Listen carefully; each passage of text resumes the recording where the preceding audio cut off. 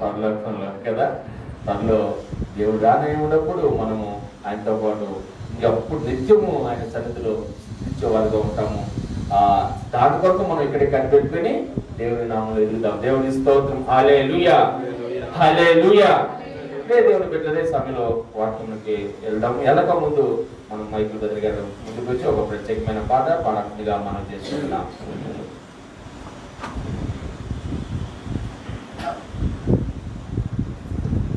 Praise the Lord. Hallelujah. హల్లెలూయా. నాకు ఈ అవకాశం ఇచ్చిన పాస్టర్ గారికి నా వందనాలు చెల్లించుకుంటున్నాను. నేను పాడబోయే ఈ పాట రచించి స్వరకల్పన చేసి నేను ఢిల్లీలో జాబ్ చేస్తుండగా నాకు ఇచ్చిన ఆ భాగ్యాన్ని బట్టి దేవాదేవునికి వందనాలు చెల్లించుకుంటున్నాను. ఢిల్లీలో నిజంగా అండి విశ్వాసంలో బలపడ్డానంటే ఢిల్లీలోనే ఉన్నప్పుడు అంటే అంత పరిశుద్ధతని నేను పొందుకున్నాను అక్కడ. ఎందుకంటే ఒంటరిగా ఉన్నాను, చక్కగా దేవుడితో గడిపేవాడిని. ఈ బాధలు ఏమి లేవు. ఇంకా చక్కగా నేను ఒక్కనే రూమ్లో సింగిల్గా ఉండి ఇంకా దేవుళ్ళలో ఉంటూ అన్ని పాటలు కూడా మ్యాక్సిమం నేను ఢిల్లీలో ఉండగా రాయగలిగాను. ఇక్కడికి వచ్చిన తర్వాత మళ్ళీ తగ్గిపోయింది. అది లోకానుసారంలో పడిపోయి అందువల్ల ఆ రోజుల్ని నేను ఎప్పుడు గుర్తు చేసుకుంటా ఉంటాను. ఢిల్లీలో నా రోజులు చాలా మంచి రోజులు. దేవుడు చేసిన ఆశ్చర్య కార్యములను గుర్తు చేసుకుంటూ రాసిన పాట ఇది బైబిల్ ప్రకారం. Praise the Lord. Hallelujah, hallelujah. ప్రభు చేయు కార్యములు ఆశ్చర్యకరములు వినుమా జనమా, సత్య సువార్తను రక్షణ పొందుమా ఆయన సన్నిధి చేరి. ప్రభు చేయు కార్యములు ఆశ్చర్యకరములు, ప్రభు చేయు కార్యములు ఆశ్చర్యకరములు వినుమా జనమా, సత్య సువార్తను రక్షణ పొందుమా ఆయన సన్నిధి చేరి. ప్రభు చేయు కార్యములు ఆశ్చర్యకరములు.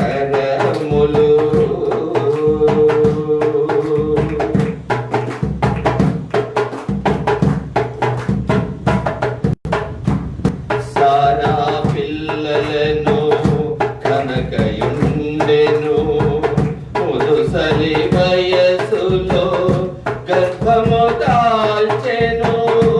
సారా పిల్లలను కనకయుండెను, ముదుసలి వయసులో గర్భము దాల్చెను. ఇస్సాకును కని ధన్యతనుందెను, ఇది మనకెంతో ఆశ్చర్యకరము. ప్రభు చేయు కార్యములు ఆశ్చర్యకరములు.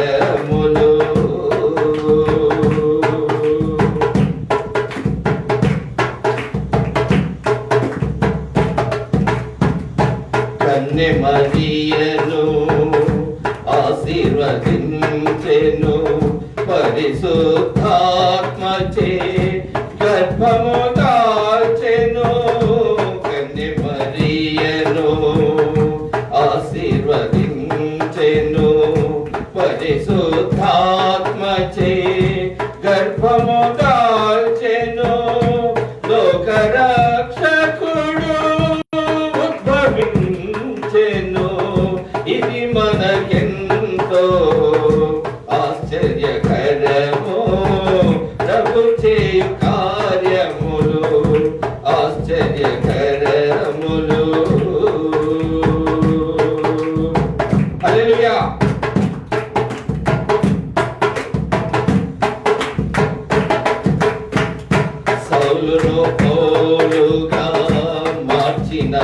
ప్రభువు దుష్టాత్మను పవిత్రాత్మగా మార్చెను, సౌలును పౌలుగా మార్చిన ప్రభువు దుష్టాత్మను పవిత్రాత్మగా మార్చెను, క్రీస్తు సంఘములు ఏర్పరచెను. ఇది మనకెంతో ఆశ్చర్యకరము, ప్రభు చేయు కార్యములు ఆశ్చర్యకరము.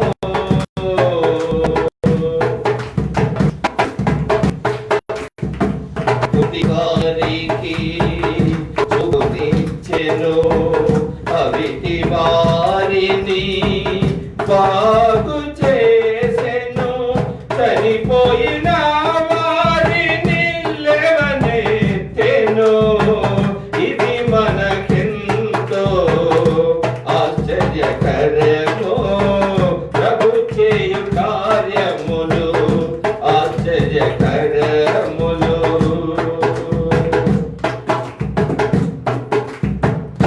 రోగులెందరూ స్వస్థత నొందెను, ప్రార్థనతోనే ఇది సాధ్యమాయెను. రోగులెందరూ స్వస్థత నొందెను, ప్రార్థనతోనే ఇది సాధ్యమాయెను.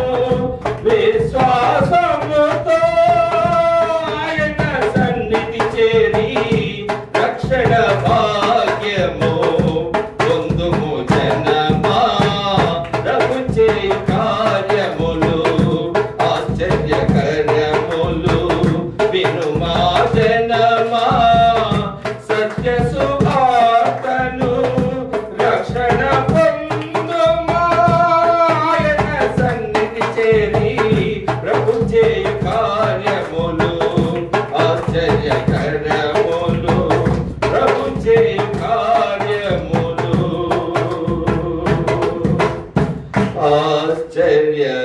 ఆశ్చర్యకరములు. Praise the Lord. Hallelujah. Hallelujah. Thank you. దేవుని స్తోత్రం. హల్లెలూయా. గట్టిగా చాలా సంతోషం. ప్రియ దేవుని బిడ్డలారా, చక్కటి పాట పాడే దేవుని మహిమపరుస్తున్న మరి బిడ్డలను పెట్టి వందనాలు. సహకరించిన మీ అందరికీ నా హృదయపూర్వక వందనాలు. చప్పట్లు గట్టిగా కొట్టాలి, ఓకేనా? చాలా సంతోషం. ఈ సమయంలో మనము దేవుని యొక్క వాక్యాన్ని ధ్యానం చేసుకుందాం. శ్రద్ధగా వినండి. దయచేసి ఎవరు మీ ఫోన్లు మీరు సైలెంట్ మోడ్లో పెట్టుకోండి. దయచేసి ఫోన్ వచ్చినప్పుడు మీరు బయటికి వెళ్ళొద్దండి. ఎందుకంటే దేవుని సమయంలో మనము ఉన్నాము. దేవుని స్థుతించినప్పుడు వినండి, దేవుని స్థుతించేటప్పుడు మనము వ్యర్థముగా ఉండకూడదు. ఆ దేవుని ముఖ్యంగా దేవుని మాటలు ఉండేటప్పుడు శ్రద్ధ కలిగి ఉండాలి. కనుక మీరందరూ దేవుని మాటలు శ్రద్ధ కలిగి వినాలని మనస్ఫూర్తిగా కోరుకుంటున్నాను. ఇదే దేవుని బిడ్డగా దేవుని యొక్క వాక్యము మనం ఇంతకుముందు పోయిన వాళ్ళు కూడా ధ్యానం చేస్తున్నాము. అంతకుముందు 2 వారాల నుంచి ధ్యానం చేస్తున్నాము. లేవి కాండము ఇశ్రాయేలు జరుపుకున్న పండగలోనే భావాలని 7 పండుగలు ఇశ్రాయేలు ప్రజల దేవుడు నడిపించమన్నాడు. ఆ పండుగలోని భావాన్ని మనము జ్ఞాపకం చేసుకుంటున్నాము. మీరు శ్రద్ధగా వాక్యంలోకి మిమ్మల్ని అందరినీ ఆహ్వానం పలుకుతున్నాను. మరి చాలా మంది ప్రత్యక్ష కార్యక్రమం లైవ్ కూడా ఫేస్బుక్లో నుంచి కూడా చాలా మంది వాక్యము వింటున్నారు. కనుక ఫేస్బుక్లో వాక్యము ప్రత్యేక కార్యక్రమం చూస్తున్నాం. బిడ్డలు కూడా నా హృదయపూర్వక వందనాలు తెలియజేసుకుంటున్నాను. ఈ సమయంలో లేవి కాండము 23వ అధ్యాయము 26 నుంచి 32 వచనాలను చదవద్దు. అందులో 27వ వచనం మాత్రం చదువుకున్నాము. 27వ వచనం చదువుకుని మనం ముందుకు సాగుతాం. చదవండి ఎవరైనా. ఈ 7వ నెల 10వ దినము పాపము నిమిత్తమైన ప్రాయశ్చిత్తార్థ దినము. అందులో మీరు పరిశుద్ధ సంఘముగా కూడవలెను. మిమ్మును మీరు దుఃఖపరుచుకొని యెహోవాకు హోమము చేయవలెను. దేవునికి స్తోత్రం. హల్లెలూయా. దేవుని బిడ్డరా, ప్రాయశ్చిత్త దినం. ఈరోజు ప్రభు అయిన మన దేవుడు యేసయ్య ఇశ్రాయేలు ప్రజలు అలనాడు యేసుక్రీస్తు రాకముందు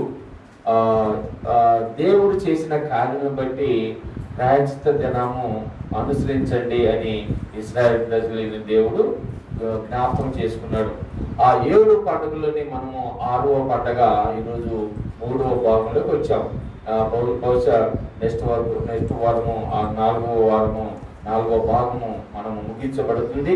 అయితే చాలా మర్మాలు మనము ఆ పండుగ గురించి తెలుసుకుంటున్నాము.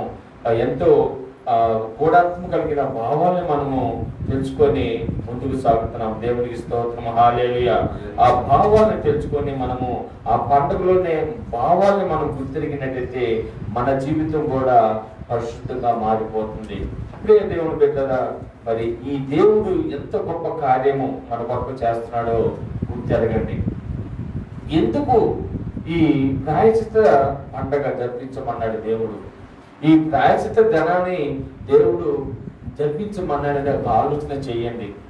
ఇక్కడ దేవుడు యేసు ప్రభు మన కొరకు ఈ లోకంలో శరీరానికి ఈ లోకానికి వచ్చి మన కొరకు ఆయన తన పరిశుద్ధమైన రక్తం కార్చి తన విలువైన ప్రాణాన్ని మన కొరకు ఆయన ప్రాణం పెట్టాడు. ఎవరు ఇంత త్యాగము ఈ లోకంలో ఎవరు చేయలేదు. మన కొరకు మన పాపం నిమిత్తము. పాపము చాలా భయంకరమైంది.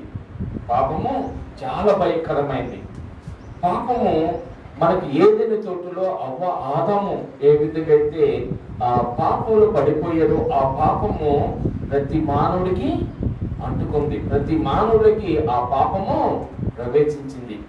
ఆ పాపము తీసేయటానికి, ఆ పాపం నుంచి మనిషిని రక్షించడానికి దేవుడు చేసిన అద్భుతమైన కార్యము తన పరిశుద్ధమైన రక్తంతో మనని కడుకోవటం కదా. మన మందిరము ఎలా కనబడుతుంది? ఈరోజు తెల్ల కనబడుతుంది కదా. ఎక్కడ మరక మచ్చ కూడా లేదు కదా. పోయిన వాడు అంతా మచ్చలు అక్కడక్కడ తడిసి ఆ వాటర్ యొక్క మరకలు కనబడుతూ ఉన్నాయి. పాత మురికి బట్టలన్నీ మరకలు అనేది కనపడతా ఉండేది. కానీ ఈరోజు ఎంత తెల్లగా ఉందో చూడండి. ఇది వేసేటప్పుడు నాకు అదే గుర్తుకొచ్చింది. ప్రభువు ఎంత గొప్పవాడు. మన పాపము కనపడకుండా తానే మన కొరకు బలియాగం అయ్యాడు. మన పాపము ఆయన పరిశుద్ధ రక్తంలో ఏం చేశాడు? అడిగాడు కదా. ఇది వేసేటప్పుడు నాకు అదే గుర్తుకొచ్చింది. మనం మరకలుంటేనే, మన గృహం మరకలుంటేనే బాగలేదని మనం సున్నాలు వేసుకుంటున్నాం, పెయింటింగ్లు వేసుకుంటున్నామే. దేవుడు మన పాపం చూసి ఎంత అసహించుకుంటాడో కదా. అందుకే ప్రతి పాపం నుండి విమోచించేది మాత్రము మన ప్రభు అయిన యేసుక్రీస్తు. ఈ లోకంలో పాపం కొరకు ప్రాణం పెట్టిన వ్యక్తి ఈ లోకంలో ఎవరు లేదు కనుక దేవుని బిడ్డరా.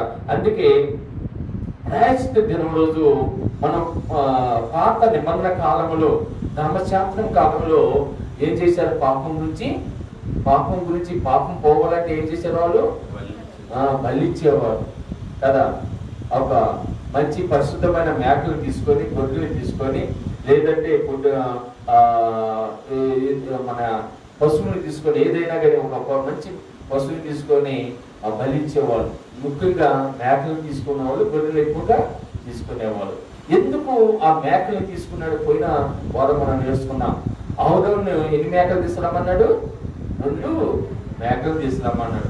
2 మేకల నుంచి ఒక్కొక్క మేకకి ఆయన ఏం చేశాడు? 2 చీట్లు రాశాడు. అంటే 2 మేకలకి 2 చీట్లు వేశాడు. ఒకటి మీద దేవుడి పేరు మీద ఒక చీటు తీశారు, ఇంకో చీటు ఇంకో అడవిలోకి పంపించారు. అంటే దేవుడి పేరు మీద వచ్చిన ఆ మేకను ఏం చేశారు? దేవుడికి బలి అర్పించారు. అంటే దాన్ని బలి అంటే దాన్ని నరికేసి దానికి ఉన్న రక్తము ప్రోత్సహించారు. ఆ పరిశుద్ధమైన రక్తంగా వాళ్ళు ప్రోత్సహించడం వల్ల వాళ్ళ పాపములు కడగబడి అని ధర్మశాస్త్రం. అంటే ఈ రోజు ప్రియ దేవుడి బిడ్డలారా చూడండి, ఏ దేవుళ్ళు ఆదాము అవ్వమ్మ చేసిన పనికి, ఆదాము అవ్వమ్మ చేసిన పాపము ఏదైతే ఉందో అది ప్రతి మనుషులకి ప్రవేశించండి. ఈరోజు కరుణ ప్రవేశించినట్లుగా ఆ రోజు కూడా పాపం అనేది ప్రతి మనిషికి అంటుకుంది. ప్రతి మనిషికి ఆ పాపం అనేది అంటుకుంది. ఆ పాపము ప్రతి మనిషిలో ప్రవేశించింది. యేసయ్య ఎంత గొప్ప దేవుడు అంటే పాపంతో ఉన్న వారిని మళ్ళీ వారిని పరిశుద్ధపరచుకోవాలని దేవుడు ఒక గొప్ప కార్యము, ఒక గొప్ప యాగము చేశాడు. అదే ఆయనే దేవుడు ఈ లోకానికి, యేసుక్రీస్తుగా ఈ లోకానికి వచ్చి ఆయన పరిశుద్ధమైన రక్తంతో మనని కడుక్కొని మన పాపం ఎమోషనల్ గా చేశాడు. దేవునికి స్తోత్రం. హల్లెలూయా, హల్లెలూయా. ఎంత గొప్ప కార్యము. పోయిన వారము 2 మేకల్ని, తర్వాత దేవుని యొక్క అహరోన్ని, ఆయన దేవుని యొక్క ప్రవక్త అయిన, దేవుని యొక్క యాజకుడైన అహరోన్ని మనము జ్ఞాపకం చేసుకున్నాం. అయితే ఇప్పుడే దేవుని బిడ్డల ఈ పాపం అంతా చూడండి, దేవుడు 2 మేకల్ని, ఒకటేమో ఒక మేకనేమో ఏం చేశారు, పాపంలోని దాని మీద వేసేసి అడవిలోకి పంపించారు. అంటే పాపం ఇంకెప్పటికీ కనపడకూడదు. ఇంకొక గొడ్డుని ఏం చేశారు, దేవుని పేరిట బలి అర్పించారు. అంటే మన కొరకు తన పరిశుద్ధ రక్తము కార్చాడు, మనము జ్ఞాపకం చేసుకోవాలి. అందుకే హెబ్రీయులకు రాసిన పత్రికలో 10వ అధ్యాయంలో 10 రోజులు ఒక గొప్ప మాట ఉంది.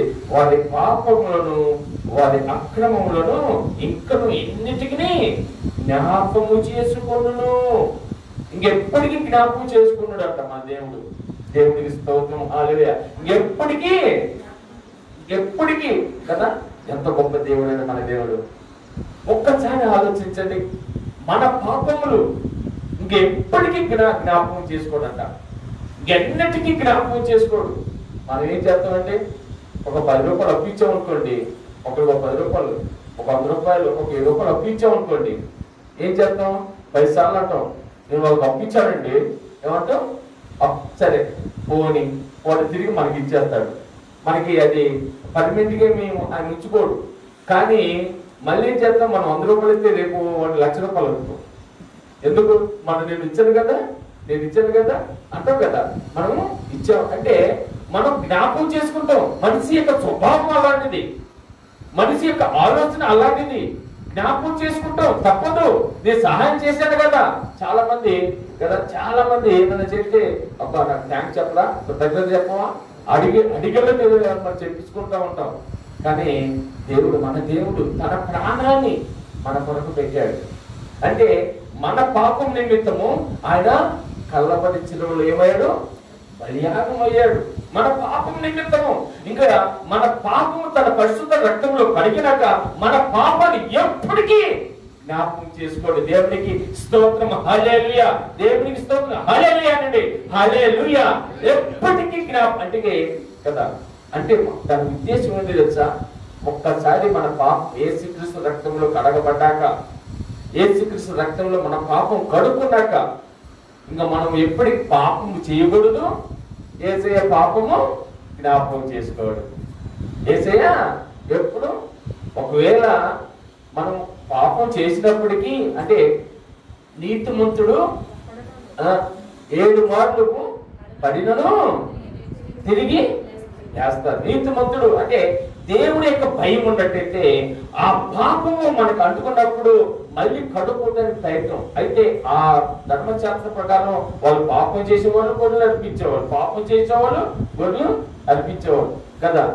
అలాగని పాత నిబంధన కాలంలో ఆ విధంగా చేసినట్టయితే మన తినడానికి మఠం దొరకదేమో, మన తినడానికి మఠం దొరకదు. ఎందుకంటే మనిషి పాపానికి బలైపోయి, మనిషి పాపానికి గొర్రెలు బదిలిచ్చేయాలి. కానీ దేవుని బిడ్డలారా, ఎప్పుడైతే చూడండి, అక్కడ ప్రధాన యాజకుడు అహరోను, తర్వాత ఆ మేకల్ని అర్పించడానికి 2 మేకల్ని అర్పించడానికి అహరోను ప్రధాన యాజకుడు ఉన్నాడు. అక్కడ 2 మేకలు. అయితే ఈ కార్యమంతా చూడండి, ఆనాడు ధర్మశాస్త్రంలో ఆ కార్యములు జరగడానికి అహరోను, తర్వాత 2 మేకలు. ఈరోజు ఆ కార్యమంతా యేసుక్రీస్తు వచ్చినాక ఒక్కడే చేశాడు. దేవునికి స్తోత్రం. హల్లెలూయా. ఒక మాటలో చెప్పాలంటే 3 in 1 అంటే ఒక్కడే. ఆయనే ప్రధాన యాజకుడు, ఆయనే బలియాగం అయ్యాడు, ఆయనే కలవసిన ప్రాణం పెట్టాడు. అంటే ఆయన ఒక్కడే చూడండి ప్రధాన. అందుకే యేసయ్యని ఏమంటాం మనం? ప్రధాన యాజకుడు. ప్రధాన యాజకుడు. అహరోను చేసిన పని ఆయనే చేశాడు. ఈ గొర్రెలు 2 చేసిన పని ఆయనే చేశాడు. 3 in 1. అంటే ఆ 3 చేసే పని ఇక్కడ నూతన నిబంధనలోకి వచ్చేసరికి ఒక్కడే. యేసయ్య ఒక్కడే మన పాపం నిమిత్తము మన పాపంని ఆయన మీద వేసుకున్నాడు. మన కొరకు ఆయన పరిశుద్ధమైన రక్త బలియాగం అయ్యాడని మనము జ్ఞాపకం చేసుకోవాలి ప్రియ దేవుని బిడ్డ. అందుకే ఆయన ప్రధాన యాజకుడు. ఇందులో నేను 3 భాగాల్ని మనము జ్ఞాపకం చేసుకున్నాం ఈరోజు. దీని అంతటికీ నెరవేర్పు ఈ పాపము అనేది, పాపం చాలా భయంకరమైనది. ఈ రోజుల్లో దేవుని అంగీకరించిన వాళ్ళు కొంతమంది భయభీతితో బతుకుతున్నారు. ఎందుకంటే ఈ పాపం అనేది చాలా భయంకరం. ఈ పాపం వల్లే మనిషి నశించిపోతున్నాడు. ఈ పాపం వల్లే మనిషి ఇదిగో మృగంగా మారిపోతున్నాడు ఈ రోజుల్లో.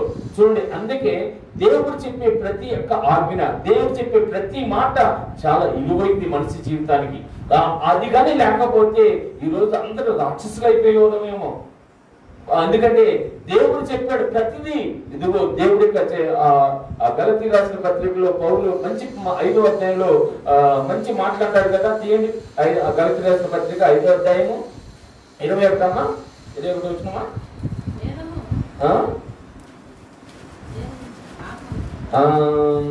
శరీర కార్యము చూడండి. విగ్రహారాధన ఏమున్నాయట? స్పష్టమై ఉన్నవి. అయ్యేవనగా జారత్వము. ఆగమ జారత్వము. ఇది పాపంతో కూడింది జారత్వం అంటే. అంటే జాగ్రత్త అంటే ఎలా ఉంటుంది తెలుసా? మనము ఈ లోకానుసారంగా ఏది చూసినా ఎప్పటి పడాలి చెయ్యాలనిపించింది. పాపం అంటే అది జాగ్రత్వం. నిలకడ లేని జీవితం. జాగ్రత్వం ఏంటంటే నిలకడ ఉండదు. జారుడు బండ తెలుసు కదా? జారుడు బండ ఇంగ్లీష్లో ఏముంటుంది నాకు తెలియదు. ఏముంటుంది ఇంగ్లీష్లో? Slip side. అంటే జారుడు బండ మీద మనం నిలబడితే స్టాండర్డ్గా ఉంటామా? ఉంటనే జాగ్రత్తం. దేవుని నామంలో యేసుక్రీస్తు రక్తంలో కడగబడ్డాక అది మన జాగ్రత్తం లేకుండా మన జీవితం ఆ పాపం లేకుండా ఉండాలి. దేవునికి స్తోత్రం, హల్లెలూయా. జాగ్రత్తం అనేది మన జీవితంలో ఉండకూడదు ప్రియ దేవుని బిడ్డలారా. అది చాలా భయంకరమైంది. స్టాండ్. నువ్వు దేవుడి కొరకు సమర్పించుకున్నాక, దేవుడి రక్తంలో కడగబడ్డాక నీళ్ళు ఏముండని? జాగ్రత్తం అనేది నీలో ఉండకూడదు. అది పాపంతో కూడిన పని. జాగ్రత్తము ఒక స్టాండర్డ్ లేదు నీ జీవితంలో. అందుకే ఆ స్టాండర్డ్ ఉండాలంటే యేసుక్రీస్తు రక్తంలో కడగబడి నువ్వు ఆ జాగ్రత్తలోకి వెళ్ళకూడదు. కింద ఇంకొక అవసరం ఉంటుంది. ఏముంటుందమ్మా? పవిత్రత, అపవిత్రత. దేవుని స్తోత్రం, హల్లెలూయా. అపవిత్రత నీలో ఉండకూడదు. అపవిత్రత అంటే నీ యొక్క హృదయము శుద్ధిగా ఉండదు. ఈ యొక్క హృదయం అనేది చాలా పవిత్రమైందండి. అందుకే దేవుని యొక్క వాక్యంలో 12వ ప్రసంగంలో దేవుడు ఏమంటాడు? మత్తయి సువార్తలో హృదయ శుద్ధి గలవారు ధన్యులు. వాళ్ళు ఏం చేస్తారు? దేవుని నువ్వు హృదయ శుద్ధి నీలో ఉంటే నీలో అపవిత్రమైనది నీలో ఉండకూడదు. అపవిత్రమైనది నీ పాపము. ఇవన్నీ పాపానికి సాదృశ్యము. ఒకవేళ నీలో ఉన్నట్లయితే ఇవన్నీ నీలో ఇంకా పాపము ఏరుతుందని జ్ఞాపకం చేసుకోవాలి. పాపం అంటే చాలా భయంకరం. అందుకే దేవుని బిడ్డలకి దేవుడు ప్రతి ఒక్క డాగుని మడతని ఆయన తీసేసాడు. మనం పరిశుద్ధంగా మలుచుకున్నాడు. పరిశుద్ధంగా ఎవరైనా ఈ లోక సంబంధమైన మనము ఆ యొక్క ఉరికి గుడ్డని మనము కట్టుకుంటామా? మనము దాన్ని ధరించుకొని ఉంటామా? ఎందుకు ధరించుకోకూడదు? అది కూడా బట్టే కదా. కానీ మురికితో, అంటే మన జీవితం మురికితో ఉన్న ఆ మసి బట్ట లాంటి జీవితాన్ని మనకి దేవుడు ఏం చేశాడు? తెల్లని వస్త్రముగా దేవుడు మార్చాడు. దేవుని బిడ్డల దేవునికి స్తోత్రం, హల్లెలూయా. అందుకే యేసు ఇలాంటి కార్యములు మీరు గలతీ పత్రిక చదవండి. అవన్నీ మన జీవితంలో ఉండకూడదు. కింద ఉంది ఆత్మ సంబంధమైన ఫలములు, ఆత్మ సంబంధమైన ఫలములు ప్రేమ, సంతోషము, సమాధానము. ఈ యేసుక్రీస్తుని ఎరిగిన బిడ్డలు పాపము లేకుండా ఉన్నవారు ఎవరైతే ఉంటే ఈ ప్రేమ, సంతోషం, సమాధానము మనం పొందుకోవాలి. అందుకే వీటన్నిటికి దేవుడికి నెరవేర్పు కొరకు ఈ లోకానికి వచ్చాడని మనం జ్ఞాపకం చేస్తాం. అందుకే ఆయన ప్రధాన యాజకుడు. అపోస్తలుడైన పౌలు ఎబ్రీయులకు రాసిన పత్రిక 2వ అధ్యాయము 17 వచనం చదవండి. 2వ అధ్యాయము 17 వచనం. అమ్మా, ఎవరి నిమిత్తము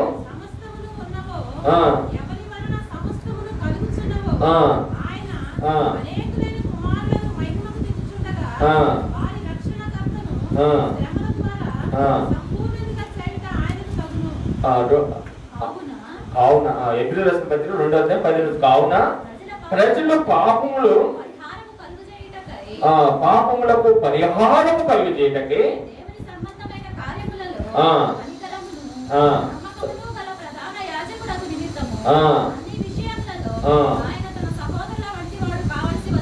దేవునికి స్తోత్రము. హల్లెలూయా. కనికరము, నమ్మకము గల ప్రధాన యాజకుడు. ఎంత గొప్ప దేవుడు! ప్రధాన యాజకుడు మన ప్రభు అయిన యేసుక్రీస్తు. ప్రధాన యాజకుడు. ఇప్పుడు మనకి యాజకుడు ప్రభు అయిన యేసుక్రీస్తు. ఎందుకంటే ఆ రోజు అహరోను ఉండేవాడు. ఆ 2 మేకల్ని ఇదిగో బలి ఇవ్వటానికి. ఇప్పుడు ఆయనే ప్రధాన యాజకుడు, ఆయనే బలి అర్పణగా అయ్యాడు. దేవుని బిడ్డలారా, మన కొరకు ఆయన మన పాపము నిమిత్తము మన పాపములని చిలువుగా మలుచుకొని ఆయన ఆ కొలకొత్త కొండ మీద ఆయన పరిశుద్ధమైన రక్తం మన కొరికి కార్చాడు. దేవుని బిడ్డలారా, ఈ పాపం కొరకు ఎందుకు యేసయ్య అంత త్యాగం చేయాల్సి వచ్చింది? ఈ పాపం మనం ఉండితే ఏమైంది అంటే, ఆయన మన దేవుడు ఎవరు? పరిశుద్ధుడు. మనం కూడా పరిశుద్ధంగా ఉండాలని ఆయన ఆలోచన. కనుక పాపము మనలో ఎననీయకూడదు. పాపం అనేది మనలో ఉండకూడదు. ఆయన అన్నాడు ప్రధాన యాజకుడు అంటే ఆయన మన పాపములకు ఏమాడు? పరిహారం ప్రాయశ్చిత్తమయ్యాడు మనతో. ఎంత గొప్ప ప్రేమ యేసయ్య ప్రేమ! అగాధమైన ప్రేమ అయింది, ఎల్లలేని ప్రేమ అయింది. ఆయన ప్రేమ పొందుకున్న మనము, ఆయన ప్రేమ, ఆయన రక్తంలో కడగకుండా మనము, ఆయన ప్రేమ పొందుకున్న మనము నిత్యము ఆయన్ని సన్నిధించాలి. ఆయన ప్రధాన యాజకుడు. ఒకటేమో ఆయన మనము యేసు దీని అంతటికి నెరవేర్పు, మన పాపము కొరకు ఆయన నెరవేర్పుగా ఈ లోకానికి వచ్చాడు కదా. అక్కడ పాత నిబంధన కాలంలో అది ప్రవచనము నెరవేర్చడానికి ఈ లోకానికి వచ్చాడు. దేవునికి స్తోత్రం. హల్లెలూయా. ఆయన మత్తయి సువార్త మనకి ఆ 4 సువార్తల్లో ప్రభు యేసుక్రీస్తు ఆ చిలువ మార్గంలో ఏదైతే ఉందో అది నెరవేర్పు. ఏ నెరవేర్పు? ఆ మేకలకి సాదృశ్యము. ఆ దేవుడు మన పాపం నిమిత్తం ఆయన బలిగా అయ్యాడు. దేవుని బిడ్డలారా, ఆయనే ప్రధాన యాజకుడు. ఆయనే ప్రధాన యాజకుడు. మన కొరకు పాప పరిహాంతముగా ఆయన తన ప్రాణాన్ని పెట్టారని మనము జ్ఞాపకం చేసుకోవాలి. ఆయన ఆ ప్రధాన యాజకుడు. ఆ చిలువలో ఆయన చేసిన త్యాగానికి ఈరోజు మనం ఎంత గొప్ప భాగ్యవంతులమేమో తెలుసా? ఈరోజు ఇంత గొప్ప భాగ్యము దేవుని పరిశుద్ధ స్థలములో, దేవుని అతి పరిశుద్ధ స్థలములో దేవుని స్తుతించడానికి దేవుడిచ్చిన ఈ మహాప్రభుని బట్టి దేవుడికి ఎంతగా కృతజ్ఞత స్తుతులు తెలియచుకున్న తక్కువే. దేవుని స్తోత్రం. హల్లెలూయా. ఒకప్పుడు ఈ భాగ్యం లేదు మనకి. ఇక్కడ ఈ యొక్క అతి పరిశుద్ధ స్థలములో ఇదిగో దేవుడు ఏర్పాటు చేసిన యాజకుడు మాత్రమే ఉండాలి ఇక్కడ. ఇప్పుడు ఈ యొక్క బోర్డు ఉండేది కదా, ఈ బోర్డు ఇక్కడ ఉండేది. ఈ బోర్డు ఎక్కడ ఉండేది? ఇక్కడ ఉండేది. ఇప్పుడు ఈ బోర్డు ఎందుకు వెళ్ళిపోయింది? దీనికి ఎంత త్యాగం చేశాడో తెలుసా ప్రభు యేసయ్య? ఆ కలవరి శిలువలో ఆయన ప్రాణం పెట్టడం వల్ల, ఆయన పరిశుద్ధమైన రక్తం కార్చడం వల్ల. పాత నిబంధన కాలంలో ఈ భాగ్యం ఉండేది కాదు వాళ్ళకి, ఇశ్రాయేలు ప్రజలకి. ఈ పాత నిబంధన కాలంలో వాళ్ళు మనము ఆ నిర్గమకాండం, దిశకాండం చూస్తే వాళ్ళకి 3 ప్లేసులు ఉంటాయి. ఒకటి ఏమిటిది?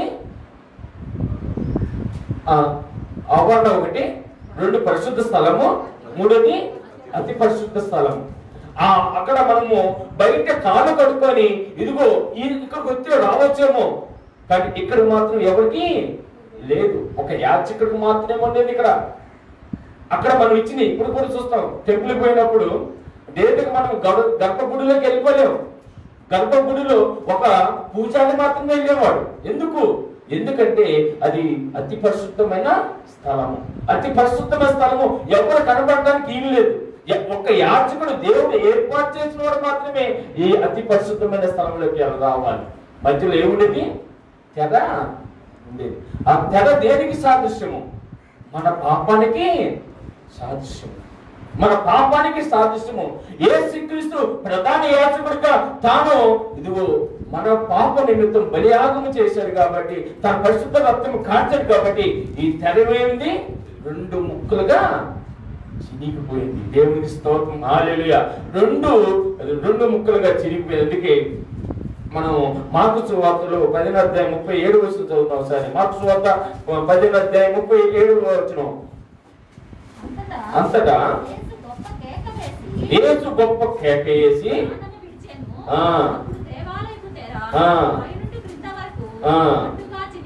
దేవునికి స్తోత్రం, హల్లెలూయా. ఏమైందంట? అడ్డుగా చినిగెను.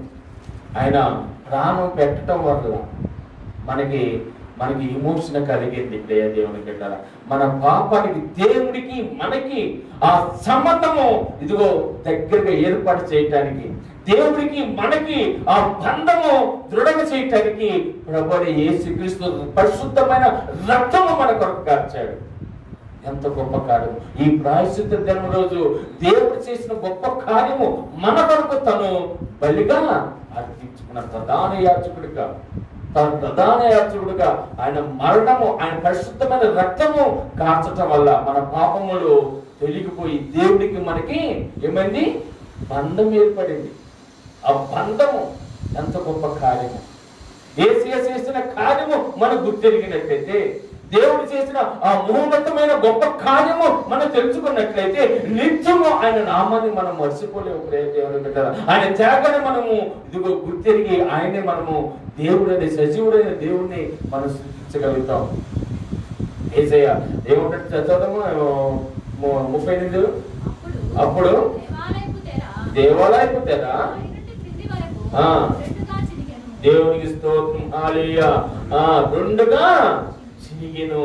అంటే దేవుడికి మనకి అడ్డుగా ఏది ఇప్పుడు లేదండి.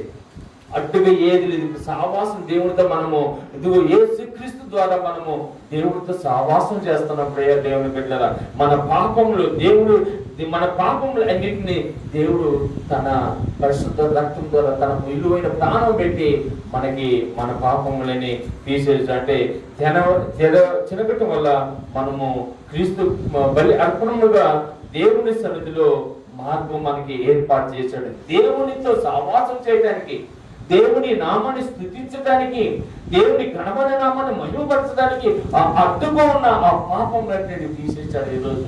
అందుకే ఈరోజు దేవుడితో మనము సావాసం చేయగలుగుతున్నాం.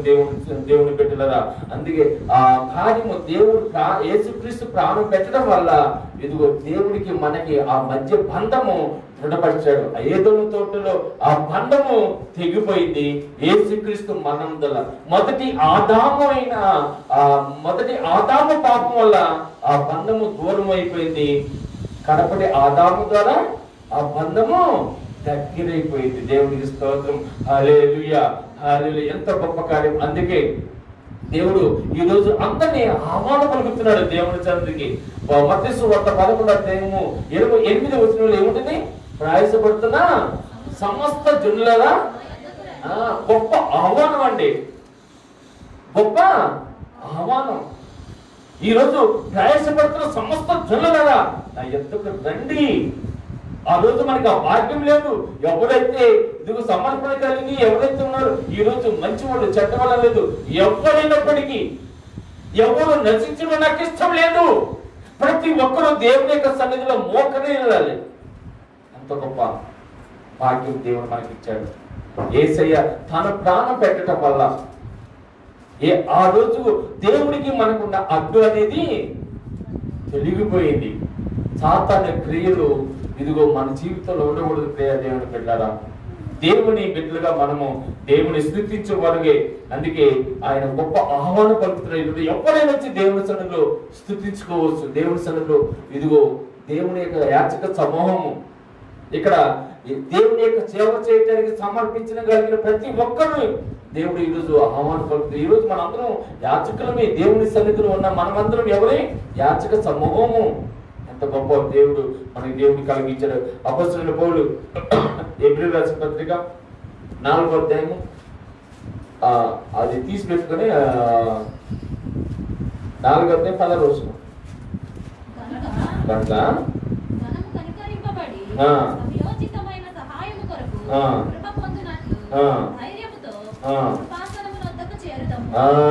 ఇంక మనం భయపడాల్సిన పని లేదండి. మనకి ఏం కలగాలి? ఇంకా ధైర్యము. ఒకప్పుడు ఇక్కడికి వచ్చిన వాళ్ళు ఏమయ్యేవాళ్ళు? అతి పరిశుద్ధ స్థలంలో ఏమయ్యేవాళ్ళు? తప్ప అంతే. చిన్న మచ్చుంటే చాలు కదండి, చిన్న పాపం అంటుకుంటే చాలు ఇక్కడికి వచ్చిన వాళ్ళు చచ్చిపోయేవాళ్ళు. చిన్న పాపం ఉంటే వాళ్ళకి అదే చచ్చిపోయాడే మనం ఏమైనా తీసుకొద్దాం ఒకరు ఇద్దరు వచ్చారు అనుకోండి, వాళ్ళు కూడా తప్ప. అందుకే కదా చాలా చోట్ల లోతులు మిషన్ వాళ్ళు క్యాథలిక్ ఫాదర్స్ నడుంకి ఏముంటది తాడు ఉంటుంది. దాని సాదృశ్యం ఏంటంటే ఆ రోజు యాజకులు మనకి అతి పరిశుద్ధ స్థలంలోకి వెళ్ళేటప్పుడు ఆ తాడు కడతారనమాట. తాడు కట్టేసి ఎక్కడ ఉండాలి? ఆ గేటు బయట ఉండాలి. ఎవరైనా అక్కడికి వెళ్ళి మనకి అతి పరిశుద్ధ స్థలంలోకి వెళ్ళి గంట ఉంటుంది. ఇప్పుడు కూడా గంట వాయిస్తారండి. గంట ఉంటుంది. ఆ గంట ఆ మోగినంత సేపు ఆ బ్రతికి ఉన్నాడని అర్థం. గంట మోగినంత సేపు బ్రతికున్నాడు. ఆ గంట ఆగిపోయిందనుకో ఇది తప్ప, యాజకుడు ఏమైనా చనిపోయాడు అనుకొని ఆ బయట ఉన్నది ఆ తాడు పెట్టుకుని గుంజేవాడు. అంటే అక్కడ నుండి తాడుతో పంపిస్తారనమాట. ఎంత గొప్ప కారణం. ఈరోజు అలాంటిది మనకి లేదు. ధైర్యము. యేసుక్రీస్తు నమ్మిన ప్రతి ఒక్కరూ స్వేచ్ఛగా దేవుని ఆరాధించుకోవచ్చు. ఎందుకు ఈ రోజు అంత భాగ్యం కలిగిందంటే యేసయ్య ఆ రోజు మన కొరకు బలియాగం అయ్యాడు కాబట్టి, మన స్థానంలో ఆయన బలియాగం అయ్యాడు కాబట్టి, మన దోషములు ఆయన బలియాగం అయ్యాడు కాబట్టి, ఆయన ప్రసాద్ ఇటుకు పోయి బయట చదువు ప్రసాద్ ఇక్కడ కాదు, బలియాగం అయ్యాడు కాబట్టి మన కొరకు తాను ఆయన కలవచ్చుడు ప్రాణం పెట్టాడు కాబట్టి ఈ రోజు మనకి స్వేచ్ఛ వచ్చేసింది. ప్రియ దేవుని బిడ్డలు, ప్రతి ఒక్కరూ ధైర్యముగా మనం వచ్చి ఈ రోజు దేవుని ఆరాధించగలుగుతున్నాం. ఒకప్పుడు ఈ భాగ్యం లేదే. అందుకే ఎంత భాగ్యం ఇచ్చిన దేవుని మనము మర్చిపోతున్నాం. ఈ ఆదివారం ఇచ్చిన సమయాన్ని కూడా మనము సరిగా వినియోగించలేకపోతున్నాము. ఈ ఆదివారమే మనకి అన్ని పనులు పెట్టుకుని దేవుని మర్చిపోతున్నాము. మన కొరకు త్యాగమైన బలియాత్మైన యేసుక్రీస్తుని మనం మర్చిపోతున్నాం. ఆయన శరీరంలో ఈ తెర తిరిగిపోయింది. ప్రియ దేవుని బిడ్డలారా, దేవునికి మనకి ఇదిగో బంధాన్ని ఏర్పరచడానికి దేవుడు ఏర్పాటు చేసిన హెబ్రీయులకు రాసిన పత్రికలోని 10వ అధ్యాయం 19 వచనం చదువుతాం. 10వ అధ్యాయం 19 వచనం. సహోదరులారా, చాలా మామ సహోదరులారా, యేసు మన కొరకు ప్రతిష్ఠించిన మార్గము ఇది. యేసు మన కొరకు దేవుని సన్నిధిలో దేవుని స్తుతించడానికి దేవుడు యేసుక్రీస్తు ఏర్పాటు చేసిన మార్గము ఈ మార్గము. నిత్య జీవానికి సిద్ధపడే మార్గము ఈ మార్గము. నిత్య జీవుల పరలోక రాజ్యములో ఇదిగో దేవుడితో పాటు ఉండటానికి ఈ మార్గము కదా. అందుకే మన రక్షణ మనకి దేవుడు బయలుపరిచిన రక్షణ మార్గం ఇది. ఏ మార్గమా? రక్షణ మార్గము. ఈ రక్షణ మార్గంలో ప్రవేశించిన వాళ్ళు దేవుడి నిత్య జీవం పొందుకుంటారు. దేవుని స్తోత్రం, హల్లెలూయా. అందుకే ఇది ఏ విధంగా అయిందంట? యేసుక్రీస్తు యొక్క రక్తం వల్ల. అందుకే సహోదరుల యేసు మన కొరకు ప్రతిష్ఠించిన మార్గం అనగా నూతనమైనది, జీవము కలిగిది. ఆయన శరీరం అను తెర ద్వారా ఏర్పరచబడినది మార్గం. ఆయన రక్తం వల్ల పరిశుద్ధ స్థలమందు ప్రవేశించుటకు మనకు ధైర్యము కలిగి ఉన్నది. ఎంత గొప్ప కార్యం! యేసయ్య మన కొరకు ఏర్పడుతున్న కాదు. దేవుణ్ణి మనం సులభంగా చూడొద్దండి. ఆయన మన కొరకు స్థలము సిద్ధపరిచాడు. మనం నశించి పోకూడదని ఇక్కడ ఈ వాక్యంలో ఉంటుంది చూడండి. ఆయన ఏ విధంగా పరిశుద్ధ స్థలమందును ప్రవేశించడం మనకు ధైర్యము కలిగి ఉన్నది. దేవుని స్తోత్రం, హల్లెలూయా. ఈ మార్గం ఏంటంట? నూతనమైనది. ఈ మార్గం ఏమిది? జీవమైనది, నూతనమైనది. నూతనము మన హృదయములో సంతోషము. అగాధమైన ఆ లోయ ఉంది, ఆ పాపపు లోయ ఉంది. ఏదైనా తోటలో ఇదిగో ఆదాముడు అవమని మోసం చేసింది అదే కదా. ఆ లోయలో పడకుండా మనని ఆ జీవమైన మార్గంలోకి దేవుడు నడిపించడానికి, ఆ పాపంలో పడకుండా మన దేవుడు నడిపించడానికి మన కొరకు ఆయన బలియాగము, తన శుద్ధమైన రక్తం ద్వారా ఇదిగో మన కొరకు ఆయన ఆ బలియాగమైన ఆయన రక్తం వల్ల పరిశుద్ధ స్థలమందు ప్రవేశించడం మనకు ధైర్యము కలిగి ఉన్నది. కనుక ధైర్యము కలిగి ఉంది. దేవుని స్తోత్రం, హల్లెలూయా. అంటే దేవుని ఇంటి పైన మనకు గొప్ప యాజకుడు ఉన్నాడు. దేవుని ఇంటి పైన, దేవుని ఇంటి పైన, ఈ ఇంటి పైన కాదండి, ఈ ఇంటి పైన కాదు. ఇది ఆత్మీయంగా జ్ఞాపకం చేసుకుంటే దేవుని గృహం మనమే. దేవుని గృహం ఎవరు? మనమే. మన మీద ఎవరు యాజకుడు? మనకి ప్రధాన యాజకుడు ప్రభు అయిన దేవుడు. మన ఇంటి పైన అంటే మన యొక్క జీవితం పైన ఆయన ఉన్నాడని మనం జ్ఞాపకం చేసుకోవాలి. అందుకే మనము దేవుని బిడ్డలు నిజంగా ఆయన మన హృదయంలో ఉంటే, మన ఇంటి పైన ఆయన గృహం ఉంటే మన పాపం చేయలేం. పాపం చెయ్యాలనగాని చేయలేం. ఎందుకంటే ఆ ఆత్మ మన హృదయంలో ఉండేది ఎవరు? మన ఇంటి పైన ఉండేవారు? దేవుడు. ఆయన ప్రధాన యాజకుడు మనకు ఉన్నప్పుడు, దేవుడు మనకు ఉన్నప్పుడు తోడుగా మన పాపం చేయాలన్నా మనము ఎన్నికి గుంచుతా ఉంటది. ఆ బిడియం ఉంటుంది చూడండి, బిడియము, భయము.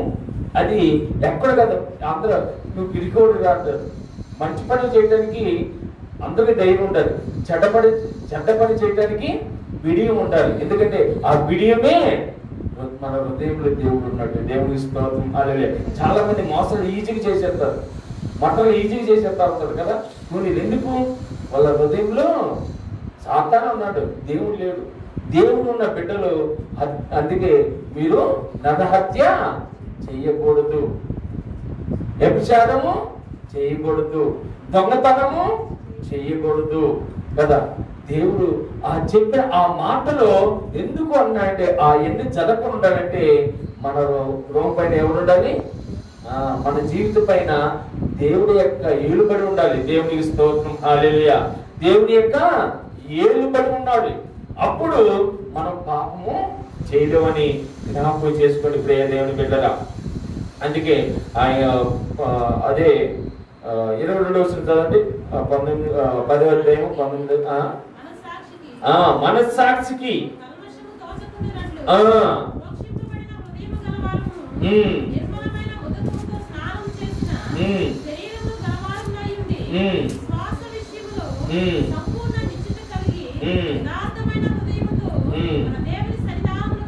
దేవునికి స్తోత్రం, హల్లెలూయా. యేసుక్రీస్తు చేసిన కార్యముల ద్వారా మనం ఏం చేయబడాలి? మనస్సాక్షికి కలుషము తోసుకున్నట్లు, మనస్సాక్షికి, అంతరంగానికి, హృదయానికి, మనకు మనసుకి కలుషము, ఈ లోక సంబంధమైన కలుషము అంటకూడదు. ఇది పవిత్రమైన హృదయము. నీ హృదయమే నా దేవాలయం. నీ హృదయం పరిశుద్ధంగా ఉంటే దేవుడు సింహాసనం వేసుకొని కూర్చుంటారు హ్యాపీగా. మన హృదయంలో యేసయ్యా కదా, ఆయనే కదండి. నా హృదయమే దేవాలయం కదా, ఈ దేవాలయానికి వచ్చేది ఇది కలుపుకునేవాళ్ళు అక్కడ చాలా మంది.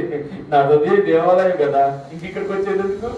ఈ దేవాలయము ఇది ఆత్మసిద్ధమైన దేవాలయము. ఇక్కడ ఆత్మను మనం బలపరచడానికి నిజమైన దేవాలయము మన హృదయం అని గుర్తుంచుకోండి. నిజమైన దేవాలయము మన హృదయమే.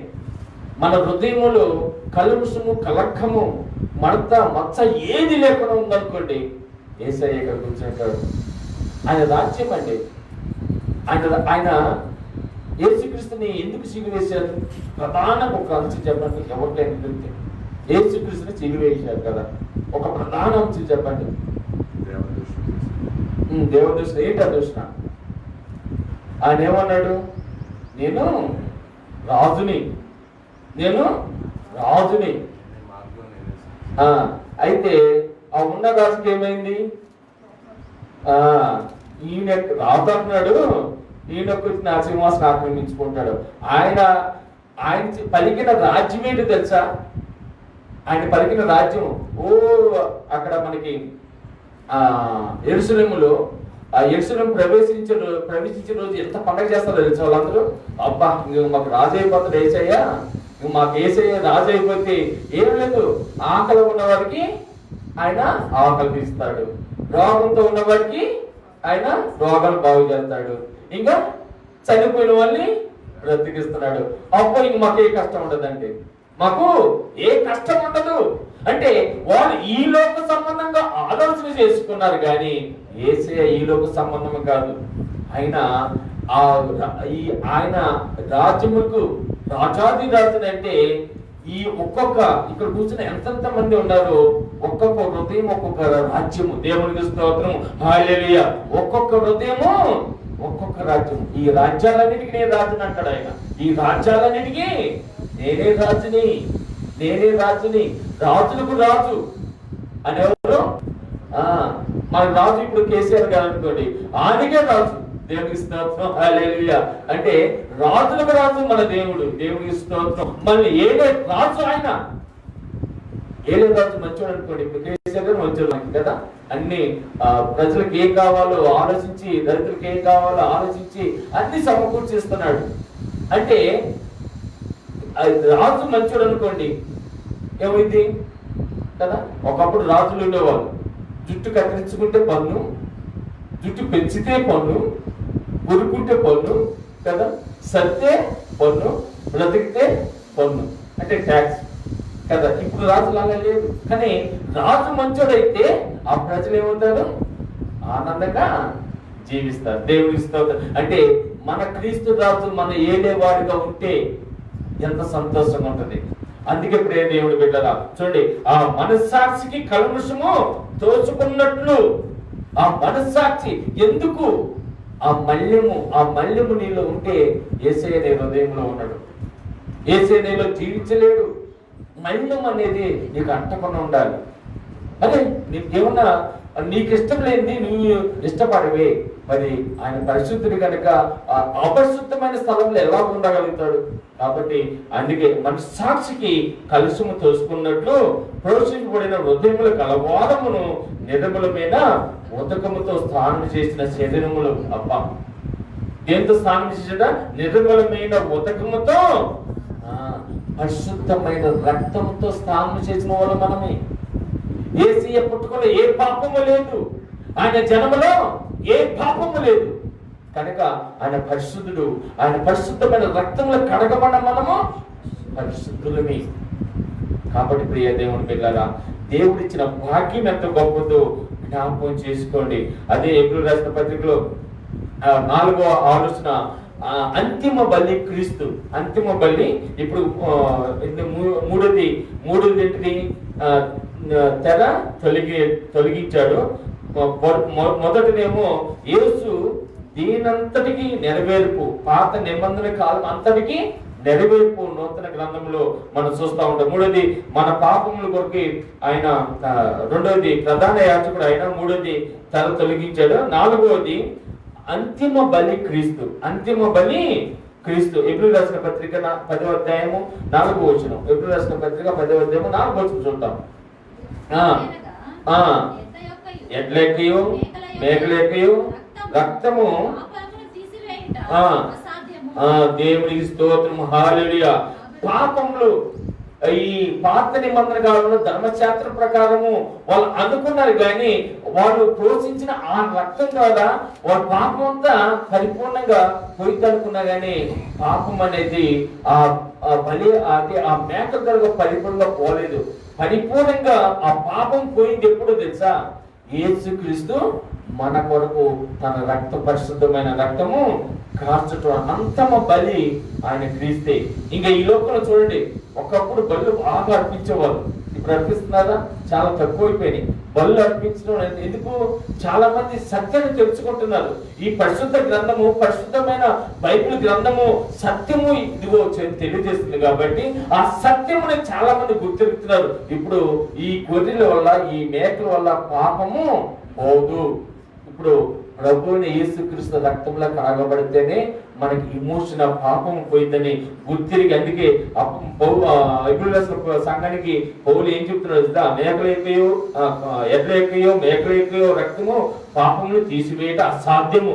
కాబట్టి ఆయన ఈ లోకమందు ప్రవేశించినప్పుడు ఇలాగూ చెప్పుచున్నాడు, బలియు అర్పియు నువ్వు కోరలేదు గాని నాకొక్క శరీరమును అర్పించితివి, పూర్ణ హోమములను పరిహార్థ బలులు నీకు ఇష్టమైనవి కావు.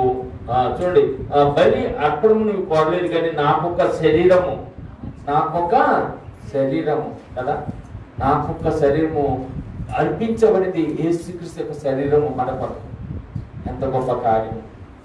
యేసయ్య ఆ బలియాగం కాకపోతే, ఆయన పరిశుద్ధ రక్తం కాకపోతే ప్రతి మానవుడికి ఇమోషన్ లేదు. ప్రియ దేవుని బిడ్డల, ఈరోజు సాయిస్ దేవుడు ఇస్తున్నాడు, రండి ఎవరైనా వచ్చి ఇదిగో పాపాన్ని కడుక్కుంటే యేసుక్రీస్తు రక్తంలో వాళ్ళ పాపములని దేవుడు తీసేస్తారని దేవుడి యొక్క వాగ్దానం, దేవుడి యొక్క వాక్యం చదివిస్తుంది. అంటే ఏలైనగా ఎడ్లకు మేకలకు ఈ రక్త పాపములను తీసేది, కానీ యేసుక్రీస్తు రక్తం ద్వారానే పాపము మనము, అంటే ఆయన క్రీస్తు శరీరము మనకి దేవుడు అనుగ్రహించాడు. దేవునికి స్తోత్రం, హల్లెలూయా.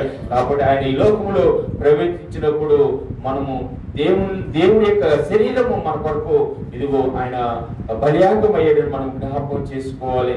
అందుకే నా లాస్ట్ ఆలోచన చెప్పి ముగిస్తాను. మన గొప్ప ప్రధాన యాజకుడు ఇదిగో మన కొరకు ఆయన ప్రతి సమస్తమైన కార్యములు మన కొరకు చేస్తున్నాడు, మనకి జ్ఞాపకం చేసిన. అదే హెబ్రీ రాసిన పత్రిక 9వ అధ్యాయంలో 9వ అధ్యాయము 11, 12 చదువుతాం. 9, 11. అయితే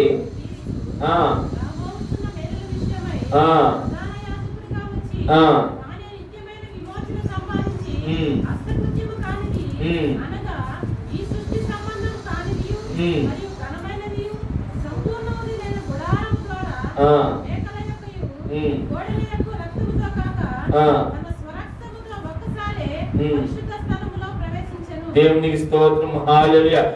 అయితే క్రీస్తు రాబోతున్న మేలు విషయమై, అనేమో ప్రధాన యాజకుడిగా వచ్చి తానే నిత్యమైన ఇమోషన్ సంపాదించి అర్థకృష్టమైనది కానిది, అంటే ఈ లోక సంబంధమైనది కానిది పరలోక సంబంధమైన కార్యము ప్రభు అయిన యేసుక్రీస్తు జరిగిస్తాయని అపోస్తలుడైన పౌలు తెలియజేస్తున్నాడు. అంటే ఈ లోక సంబంధమైన, ఈ లోకంలో అనేకులు ఇదిగో హస్తకృతం అంటే చేతులతో చేసిన పనులు కాదు, దేవుడు ఆత్మతో చేసిన పనుల ద్వారా, ఆయన కార్యము ద్వారా మనకి పాప ఇమోషన్ కలిగిందని దేవుడు జ్ఞాపకం చేస్తున్నాడు. ఇక్కడ మనము మహోన్నతమైన దేవుడి యొక్క వాక్యంలో చదవబడిన ప్రతి ఒక్కరిని మనము జ్ఞాపకం చేసుకుంటే, ఆయన ప్రతి ఒక్క ఆత్మ ద్వారా విశ్వాసులు అంతరంగాన్ని మనకి దేవుడు శుద్ధి చేసేవాడు. ప్రతి విషయంలో మన యొక్క హృదయాన్ని శుద్ధి చేసేవాడని మనం జ్ఞాపకం చేసుకొని, ముఖ్యంగా 3 విషయాలు 5 విషయాలు కొత్తగా పాయింట్స్ చెప్పి నేను ముగిస్తాను. విశ్వాసంలో అంతువాణి శుద్ధి చేసేది ప్రభు అయిన యేసుక్రీస్తు అని మనం జ్ఞాపకం చేసుకోవాలి. అంటే మనలో ఉన్న ఈ యొక్క హృదయం ముందు చూడండి, ఆ హృదయాన్ని శుద్ధి చేసేది కదా దేవుడి యొక్క రక్తం, యేసుక్రీస్తు రక్తం మాత్రమే గుర్తు చేసుకోండి. మనము బుద్ధిని పోయి సాయంత్రం స్నానం చేసుకుంటా ఉంటాం, అది ఈ శరీరం పరిశుద్ధపడుతుంది. మన హృదయం ఎలాగా పరిశుద్ధపడుతుంది అంటే యేసుక్రీస్తు యొక్క రక్తం ద్వారానే. 10వ అధ్యాయం 14 మనం చూస్తే అక్కడ ఉంటుంది చూడండి, ఒక అర్పణ చేత ఆయన పరిశుద్ధపరుచుడు వాడిని సదాకాలం నాకు సంపూర్ణంగా చేస్తున్నాడు. దేవునికి స్తోత్రము. సంపూర్ణంగా అర్పణ చేత, ఎవరు అర్పణ చేత? ప్రభు యేసుక్రీస్తు యొక్క బలియాగం చేత మనకి హృదయము అంతరంగాన్ని దేవుడు శుద్ధి చేశాడు. మనము జ్ఞాపకం చేసుకోవాలి. అదే 10వ అధ్యాయము 9 పదాలు చూడండి. 9 పదాలు చూస్తున్నాం.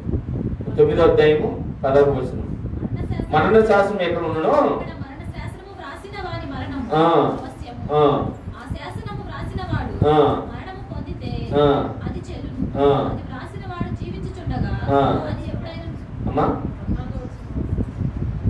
అదే మరణ శాసనము అంటే మనము పాపం చేసినప్పుడు మనకి ఏమైంది? ఆదాము పాపం చేసినప్పుడు దేవుడు ఏం చేశాడు? మరణ శాసనము అంటే పాపం వల్ల వచ్చే జీతం ఏది? ఏంటి? మరణం. ఆ మరణ శాసనము ఈరోజు మనం అందరము తప్పించబడ్డాము. దేవుని స్తోత్రం. మరణ శాసనం ఉరిశిక్ష వేసేసారండి. ఉరిశిక్ష వేసినోడికి క్షమాభిక్ష పెట్టారనుకోండి, వారికి ఎంత సంతోషం. మనము పాపం వల్ల వచ్చే జీతము మరణము. అయితే అలాంటి మరణం నుంచి దేవుడు మన ఏం చేశాడు? చూపించి తప్పించాడు. అంటే ఆ మరణ హోమం నుండి మనని దేవుడు కాపాడాడు. మరణ శాసనం నుండి దేవుడు మనని అది దేవుడి యొక్క ప్రేమ. ఆయన క్షమించగలిగాడు. మనల్ని క్షమించి తన పరిశుద్ధమైన రక్తము మన కొరకు కార్చాడు. 3వ వచనంగా క్షమాపణకి అది ఏకైక ఆధారము. దేవుని స్తోత్రము. 10వ అధ్యాయము 22వ వచనం.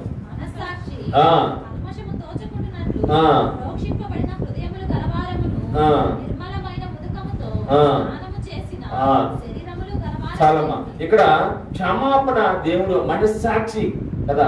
ఒక్కసారి ఆయన క్షమాపణ అడిగితే ఆయన తండ్రి ఎంత గొప్పది. అసలుకి ఆ సిచ్యువేషన్ ఎవరు క్షమించలేదు. మనకి మనకి బీపీ పెరిగిందంటే మనం తట్టుకోలేకుండా ఎదుటి మీద అరిసేసి ఒకరి మీద కోపం వచ్చింది అనుకోండి, విపరీతమైన ఒత్తిడి పెరిగింది అనుకోండి, మనం క్షమించలేము. నీ మొక్కని చూడండి అంటాం. కానీ ఆ సిచ్యువేషన్ అందరూ ఆ కొరడా దెబ్బలతో ఆయన అవమానిస్తున్నా, దృష్టి పెరుగుతున్నా కానీ ఆయన మనల్ని క్షమించాడంటే, మన పాపాన్ని క్షమించాడంటే ఆయన ఎంత ప్రేమమయుడో ఒకసారి ఆలోచించుకోండి. అందుకే ఆయన క్షమాపణ కలిగిన దేవుడని మనము జ్ఞాపకం చేసుకున్న దేవునికి స్తోత్రం. హల్లెలూయా. ఆయన ఎవరు? క్షమాపణ. అందుకే ఇదిగో మనస్సాక్షి కల్మషం తోసుకున్నట్టు ప్రోత్సపడిన హృదయం కలవారం నిలమైన ఉదకులతో సాయం చేసి శరీరం కలవారం ఉండి విశ్వాస విషయంలో సంపూర్ణ నిశ్చిత కలిగిన యథార్థమైన హృదయంతో మన దేవుని సన్నిధానములో చేద్దాం. అంటే మనకి ఈ లోక సంబంధమైన మళ్ళీ మనం అంటకుండా కాపాడుకుంటే ఆయన క్షమించి మనని మళ్ళీ దేవుని సన్నిధిలో ఉంటున్నామని దేవుని యొక్క ఆలోచన చేస్తున్నాడు. దేవుని బిడ్డలా అదే పరలోక సంబంధమైన వాటిని శుద్ధి చేసేది. పరలోక సంబంధమైన వాటిని అంటే పరలోకంలో మనం ఉండాలంటే శుద్ధి చేసేది ఆయన పరిశుద్ధమైన రక్తమే. దేవుని స్తోత్రం. హల్లెలూయా. ఇంకొక ఆలోచన అయితే పాపము లేకుండా చేసేది కూడా ఆయన పరిశుద్ధమైన రక్తమే. కాబట్టి ప్రియ దేవుని బిడ్డలారా, యేసుక్రీస్తుని అంగీకరించాము. దేనికి అంగీకరించాలంటే మన పాపముని తీసేసుకున్నాం. ఇక్కడి నుంచి మన కొరకు ఆయన బలియాగం అయ్యాడు.